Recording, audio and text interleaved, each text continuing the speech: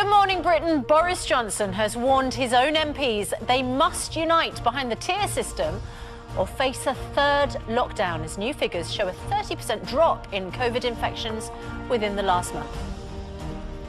Just wanted to say I'm okay, well, sort of okay.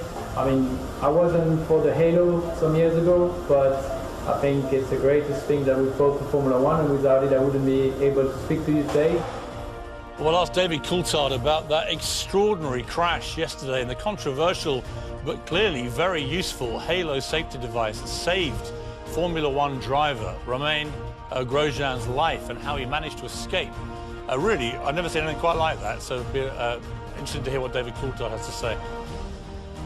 Also this morning, he was the first British astronaut to walk in space and hopes to be the first Brit on the moon. But the most common question put to Tim Peake is how he went to the loo in zero gravity. He'll join us with that answer and others shortly. And Peter Crouch and Abby Clancy join us after 8 to talk about his Movember, what do they call it? Movember moustache, improving men's mental health and why he hates VAR in football, don't we all? He's not alone. Monday, 30th of November 2020. Live from Television Centre in London.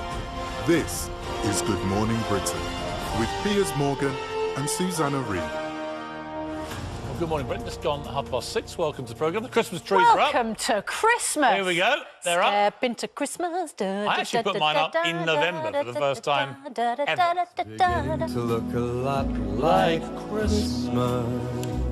What if Michael plays on? Everywhere we go. I think you're doing one of those Christmas crooner albums.